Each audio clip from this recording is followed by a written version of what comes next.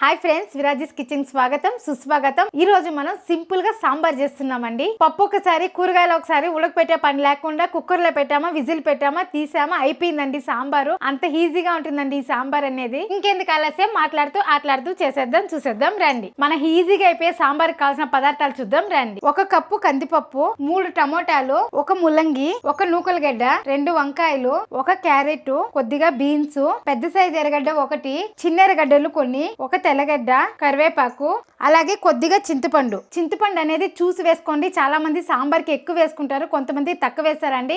ఇక్కడ నేనైతే మీడియంగా వేస్తున్నాను సాంబార్కి. అట్లా వేస్తేనే సాంబార్ చాలా బాగుంటుందండి. మీరు చింతపండు అయితే చూసి వేసుకోండి. ఈ కూరగాయలతో పాటు మునక్కాయ కానీ వేసుకోవచ్చండి. మీకు మునక్కాయ దొరికితే మునక్కాయను వేసుకోండి. ముందుగా కుక్కర్లోకి పప్పు వేసుకునేద్దామండి. దీన్ని కడిగి పక్కన పెట్టేద్దాము. పప్పు అనేది నానుతా ఉంటుందండి మన కూరగాయలన్నీ కట్ చేసుకునే లోపల.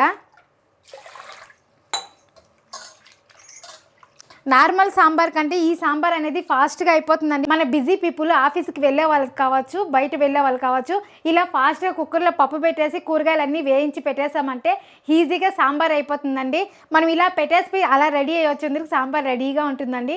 అంతా మిక్స్ చేసామా, సాంబార్ అన్నంలాగా కలుపుకున్నామా, తిన్నామా, అలాగే లంచ్ బాక్స్కి వేసుకున్నామా, వెళ్ళిపోయామా, అట్లుంటుందండి. మిగిలిందంటే ఈవినింగ్ వచ్చి మీరు వేడి చేసుకున్నట్లయితే దోశకి, ఇడ్లీకి, చపాతీకి చాలా బాగుంటుందండి. అలాగే రైస్కి బాగుంటుంది.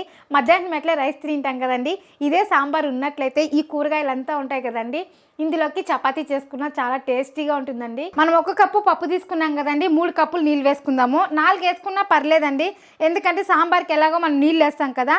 కాకపోతే తెలియని వాళ్ళు ఉంటారు కదండి, వాళ్ళ కోసం నేను కప్పు మెజర్మెంట్ చెప్తున్నాను. 1, 2, 3. ఇప్పుడు పప్పు అయితే కడిగేసామండి. కుక్కర్ వచ్చి మనం స్టవ్ మీద పెట్టాలి, కానీ స్టవ్ మీద పెట్టమండి. ఒకేసారి కూరగాయలంతా వేయించి ఇందులో వేసేసి పెడుతున్నానండి. ఇప్పుడు దీన్ని పక్కన పెట్టేస్తాం, ఇది నానుతా ఉంది. ఆ లోపల మన కూరగాయలన్నీ కట్ చేసుకుందాము. ముందుగా మనం చింతపండు నానబెట్టేద్దాము.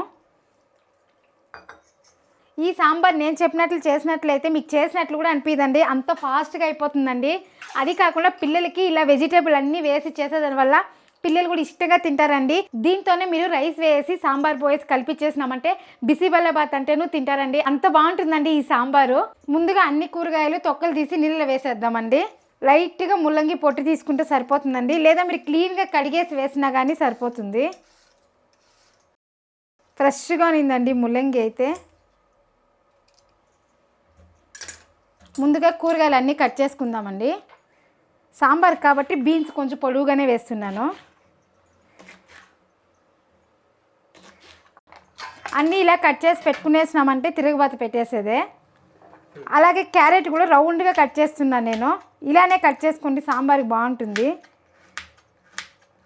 క్యారెట్ ఎక్కువ వేయద్దండి, స్వీట్ వచ్చేస్తుంది సాంబార్ అనేది. 1 క్యారెట్ వేసుకొని సరిపోతుంది.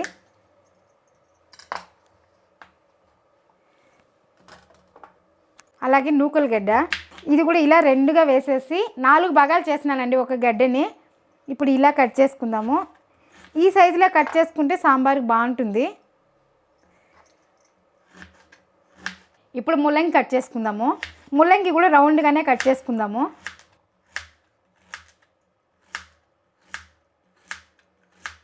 చాలామంది ముల్లంగి ఫస్టే వేయిస్తారండి, కాకపోతే అట్లా వేయించే కన్నా ఇలానే వేయండి, టేస్ట్ అయితే చాలా బాగుంటుంది.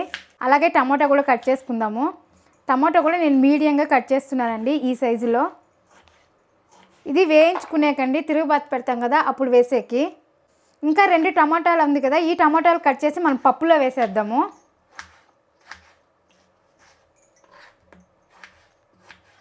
ఈ టమాటా తిరగబాతకి ఈ టమాటా పప్పులో వేసేకండి, ఈ పప్పులో వేసేస్తున్నాను.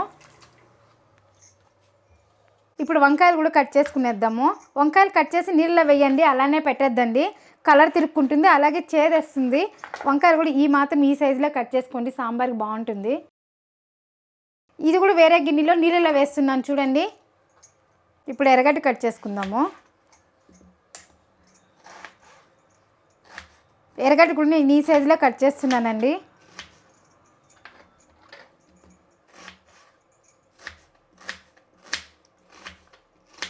ఇప్పుడు తెల్లగడ్డ వెజిటేబుల్లో వేసే దంచుతున్నానండి. మీరు మళ్ళీ తిరుగుబాత పెట్టేటంటే కొన్ని తెల్లగడ్డలు పక్కన పెట్టుకోండి, లేదక్క ఇదే తిరుగుబాత చాలు అంటే కన్నా మీరు ఇంకొన్ని తెల్లగడ్డలు వేసేయండి, సరిపోతుంది.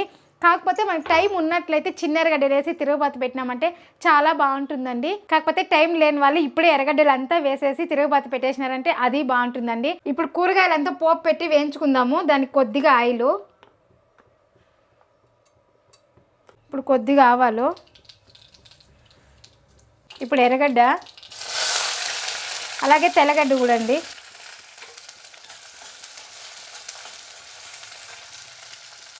కరివేపాకు,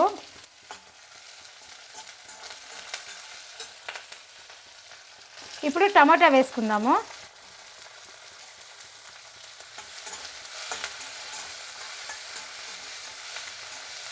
టమాటాలు వేసిన కొంతసేపటికి వెజిటేబుల్ అంతా వేసేయాలండి. ఇప్పుడే వంకాయ కానీ వేసేద్దాం.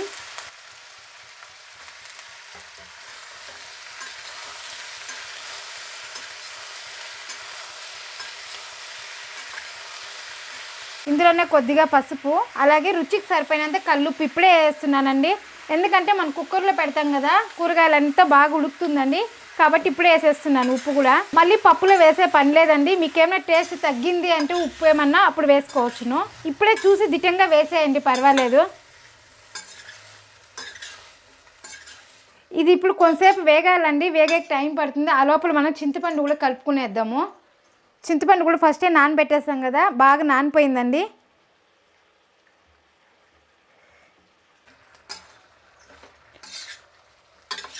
కూరగాయలు అనేది ఇలా మధ్య మధ్యలో కలుపుతూ ఒక 5 నిమిషాలు వేయించుకోవాలండి, సరిపోతుంది. 5 నిమిషాల తర్వాత కారం వేసుకుందామండి. నేను ఈ స్పూన్తో 1 స్పూన్ వేస్తున్నాను. ఈ కారం కూడా మన ఇంట్లో చేసిన కారమే అండి. దీంతోనే ధనియాలు, జీలకర్ర, మెంతులు అన్నీ వేసి కొట్టించానండి. ఈ కారపొడి కావాలంటే కూడా మన ఛానల్లో లింక్ ఇస్తాను, చూడండి. ఒకవేళ మీ దగ్గర ఈ కారపొడి లేనప్పుడు మామూలుగా ధనియాల పొడి, మిరప్పొడి కొట్టుకుంటాం కదండి, 1 స్పూన్ మిరప్పొడి అయితే 2 స్పూన్లు ధనియాల పొడి వేసుకోండి, సరిపోతుంది. ఇప్పుడు అన్నీ వేసేసామండి. ఇప్పుడు చింతపండు పులుసు పోస్తున్నాను, అలాగే నీళ్ళు. ఇప్పుడు ఒకసారి అంతా బాగా కలిసేలాగా కలుపుకోవాలండి. కలుపుకున్న తర్వాత మనం ఆ గిన్నెలోకి తీసేసి కుక్కర్లో పెట్టేద్దాము. చూడండి, అన్నీ వేసేసామండి. నీళ్ళు ఇంకొంచెం పోద్దాము, అంతే అండి. మన సాంబార్కి అంతా తిరగబాత అయిపోయింది. ఇప్పుడు దీన్ని ఒక గిన్నెలోకి తీసుకునేద్దాం. ఇంకొకటి అండి, మీరు కుక్కర్లో పెట్టేటప్పుడు ఏ గిన్నె అయితే సరిపోతుందో ఆ గిన్నె తీసుకోండి. ఆ గిన్నెకి పెట్టేటప్పుడు కూడా 3/4 భాగమే మన కూర అనేది ఉండాలండి, 1/4 భాగం ఖాళీగా ఉండాలి, అప్పుడే కరెక్ట్గా ఉంటుంది. ఒకవేళ పొంగి కింద వచ్చినా కానీ ఏమి ఇబ్బంది కాదండి, ఎలాగో మనం అంతా అందులో వేసి కలిపేదండి. కాకపోతే పప్పు అనేది మెత్తగా అయినాక వచ్చినట్లయితే సరిపోతుంది. పప్పు కూడా నానిందండి. ఇప్పుడు ఇందులో పెట్టేస్తున్నాను. చూడండి, ఇంత గ్యాప్ వచ్చిందంటే సరిపోతుందండి మనకి. చూడండి, మధ్యలో ఇలా పెట్టుకోవాలండి గిన్నె అనేది, అప్పుడే మనకు కరెక్ట్గా ఉంటుంది. ఇంకొకటి అండి, మీరు మూత వేసేటప్పుడు కూడా పైకి ఉండకూడదండి. గిన్నె అనేది సరిగా ఉన్నిందంటే సరిపోతుందండి. పైకి ఉన్నట్లయితే ప్రెజర్ పోయి కుక్కర్ విజిల్ వచ్చేకి ఇబ్బంది అవుతుందండి. కాబట్టి ఇట్లా చిన్న గిన్నె తీసుకోండి. కొంచెం మీరు కుక్కర్ పెద్దదిగా తీసుకున్నారంటే సాంబార్ అందులోకే వేసి కలుపుకునేదానికి ఈజీగా ఉంటుంది. కాబట్టి కొంచెం పెద్ద కుక్కర్ తీసుకోండి. 5 లీటర్ల కుక్కర్ కానీ 7 లీటర్ల కుక్కర్ కానీ తీసుకున్నారంటే సరిపోతుంది. ఇప్పుడు మూత పెట్టేద్దాము. ఇప్పుడు దీన్ని 2 ఇంకా 3 విజిల్ పెట్టుకుంటే సరిపోతుందండి. ఎందుకక్క అంత తక్కువ అనుకుంటున్నారేమో, కాకపోతే మనం పప్పు అనేది నానపెట్టాం కదండి, బాగా ఉడికిపోతుంది. 2 లేదా 3 విజిల్ పెట్టినామంటే సరిపోతుందండి. దానిపైన పెట్టినట్లయితే వెజిటేబుల్ అనేది చాలా మెత్తగా ఉడికిపోతుందండి. కాబట్టి పప్పు అనేది నానపెట్టుకోండి, ఇలా పెట్టినారంటే సరిపోతుంది. ఇప్పుడు స్టవ్ మీద పెట్టేసి 2 ఇంకా 3 విజిల్ వచ్చిందంటే సరిపోతుందండి. ఈ విజిల్ వచ్చే లోపల మన మధ్యాహ్నం లంచ్ బాక్స్కి తాలింపు ఉంటే చాలా బాగుంటుందండి. అది వేరే సాంబార్ కదా, సాంబార్ సైడ్ డిష్గా తాలింపు ఉండనే ఉండాలండి. దానికి ఇక్కడ నేను బీన్స్ తాలింపు చేస్తున్నానండి. అది కూడా సింపుల్గా, ఈజీగా, ఫాస్ట్గా అయిపోయే తాలింపు. ముందుగా ఈ కొన మొదలు తీసేస్తామండి, మళ్ళీ కడిగేసి కట్ చేసుకున్నామంటే అయిపోతుంది. బీన్స్ తాలింపు కావాల్సిన పదార్థాలు: బీన్స్, 1 ఎర్రగడ్డ, కరివేపాకు, తెల్లగడ్డలు, కొద్దిగా పల్లీల పొడి. ఈ పల్లీల పొడి కూడా నేను ఇంట్లోనే కొట్టుకున్నానండి. పల్లీలు అలాగే ఎండుమిరపకాయలు వేయించి చల్లారి పెట్టి పౌడర్ చేసుకున్నానండి. ఇలా చేసుకున్నట్లయితే 1 నెల 1.5 నెల బయట పెట్టుకోవచ్చండి, ఏమీ కాదండి.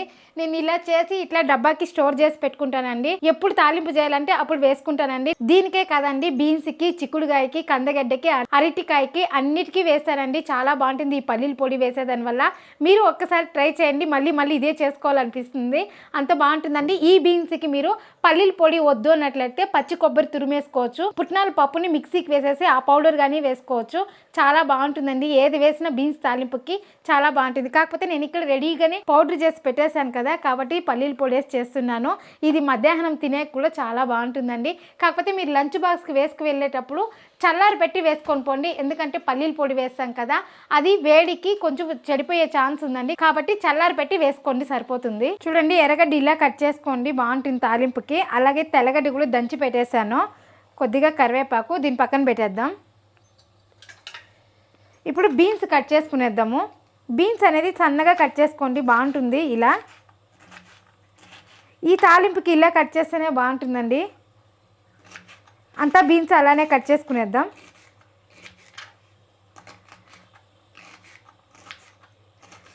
ఏంది అక్క కుక్కర్లో వేస్తుందని అనుకుంటున్నారా? ఒక విజిల్ పెట్టినామంటే సరిపోతుందండి, బాగా ఉడికిపోతుంది. మళ్ళీ తిరగబాత పెట్టినామంటే తాలింపు కూడా ఈజీగా అయిపోతుందండి. మన బిజీ పీపుల్కి ఈజీగా సాంబారు, ఈజీగా తాలింపు చేసి చూపించాలని ఇలా చేస్తున్నానండి. ఇందులో కొద్దిగా కల్లుప్పు, అలాగే నీళ్ళు పోసుకుందామండి. నీళ్ళు కూడా ఎక్కువ పోయొద్దండి, కొద్దిగా పోయండి, సరిపోతుంది. చూడండి, ఊరికే అలా మునిగితే సరిపోతుందండి. 3 విజిల్లు వచ్చిందండి. స్టవ్ ఆపేసాను. దీన్ని తీసి పక్కన పెట్టేసి మనం ఆ కుక్కర్ పెట్టేద్దాము. మన పని అంతా ఈరోజు కుక్కర్లతోనే అండి. ఒక విజిల్ వస్తే సరిపోతుంది. ఇప్పుడు సాంబార్ చూద్దామండి. చూడండి, మనం ఎలా అయితే పెట్టామో అలానే ఉందండి, కింద ఏమీ పొంగలేదు. ఇప్పుడు ఈ గిన్నె తీసేద్దాము. పప్పు కూడా చూసారా మెత్తగా ఉడికిపోయింది. ఈ పప్పు అనేది ఇప్పుడు బాగా స్మాష్ చేసుకుందామండి. చూడండి, ఇలా మెదిపితేనే మెత్తగా అయిపోతుంది. మన పప్పు నానబెట్టిన దానివల్ల బాగా మెత్తగా అయిపోయిందండి పప్పు.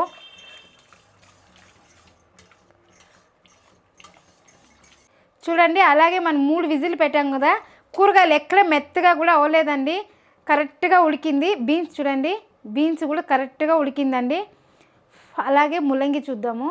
ముల్లంగి అన్నీ ఉడికిపోయినాయండి, కూరగాయలు అనేది ఎక్కడ చెదరలేదండి. ఇప్పుడు మనం ఇందులోకి వేసేద్దాము. చూడండి, మన సాంబార్ రెడీ అండి.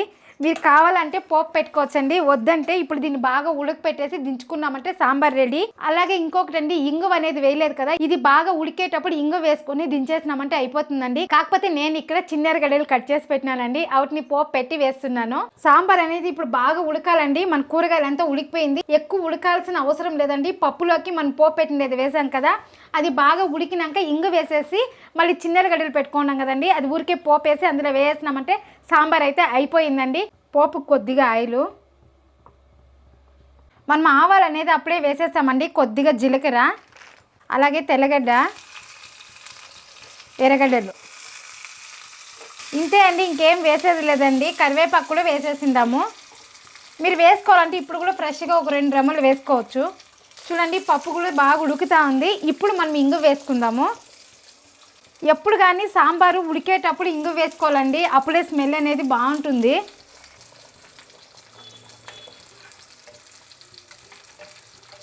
మనము నీళ్లు కానీ వేయలేదండి, మనం అప్పుడే పెట్టిన నీళ్లు, అలాగే మనం కూరగాయల్లో పెట్టాం కదా, ఆ నీళ్ళే సరిపోయిందండి. ఇంత చిక్కగా ఉంటేనే బాగుంటుంది, మరీ పలుసుగా కాకుండా మరీ చిక్కగా కాకుండా మనకు మీడియంగా ఉందండి. ఇప్పుడు సాంబార్లోకి చిన్నెరగడ్డలు పోపు పెట్టాం కదా, అది వేసేద్దాము. ఫైనల్గా కొత్తిమీర వేసి స్టవ్ ఆపేస్తున్నానండి. అంతే అండి, గుమగుమాయించే సాంబార్ రెడీ అయిపోయింది. ఇంకొకటి అండి, మనం ఏ సాంబార్ పొడి కూడా వాడలేదండి, ఇంట్లో ఉండే కారపొడితోనే చేసాము. నేను కొట్టుకుండే కారపొడి లేదు అన్నట్లయితే నేను చెప్పాను కదండి, మిరప్పొడి 1 స్పూను, ధనియాల పొడి 2 స్పూన్లు వేసుకున్నారంటే సరిపోతుందండి.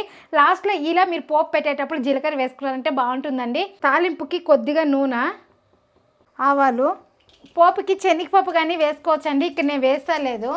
ఇప్పుడు ఎర్రగడ్డ వేసుకుందాము.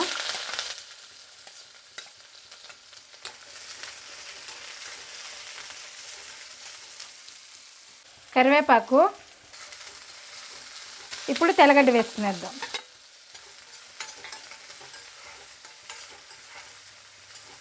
కొద్దిగా పసుపు వేసుకుందాము. ఇట్లా వేగతానే మీరు కాయ వేసేసినట్లయితే ఎర్రగడ్డ పచ్చి పచ్చిగా ఉంటుంది.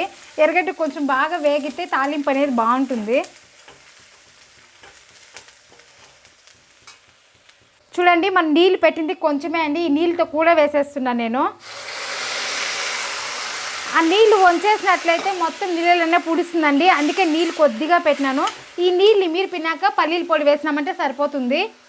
నేను ఏ కూరగాయలైనా అంతే అండి, కుక్కర్లో పెట్టేటప్పుడు కొద్దిగా నీళ్ళు పెడతాను, ఆ నీళ్ళతో ఫుల్ వేసేస్తానండి. ఆ నీళ్ళంతా మీరు పిన్నాక లాస్ట్లో పల్లీల పొడి వేసి దించుకుంటానండి. ఇప్పుడు ఇది బాగా ఉడకని ఆ నీళ్ళు అనేది తేమ అనేది వెళ్ళిపోవాలండి. ఇందులో నేను కారం కానీ వేయలేదండి. ఎందుకు వేయలేదంటే పల్లీల పొడిలోనే మిరపకాయలు కొట్టినానండి, కాబట్టి ఆ కారమే సరిపోతుంది. చూడండి తేమ అనేది బాగా లాగేసిందండి. ఇప్పుడు వేద్దాం పల్లీల పొడి. మీకు పల్లీల పొడి ఎక్కువ వేసుకుంటే రచుతుందంటే కూడా ఇంకా వేసుకోండి, బాగుంటుంది. అంతే అండి, ఈజీగా మన తాలింపు కూడా రెడీ. లంచ్ బాక్స్కి సాంబారు తాలింపు రెడీ అయిపోయిందండి. ఇప్పుడు లంచ్ బాక్స్ కట్టుకునేద్దాం. మన లంచ్ బాక్స్కి వైట్ రైస్ అలాగే సాంబారు. చూడండి మన కూరగాయలు అన్ని రకాలు వేసాం కదా, టేస్ట్ కూడా అదిరిపోతుందండి. ఇప్పుడు సాంబార్ వేసుకుందాము. అలాగే ఈజీగా కుక్కర్లో అయిపోతుందండి సాంబార్ అనేది. మధ్యాహ్నం లంచ్ బాక్స్కి కాయగూరలు ఎక్కువ తింటారండి, కాబట్టి నేను కాయగూరలు ఎక్కువ వేసాను.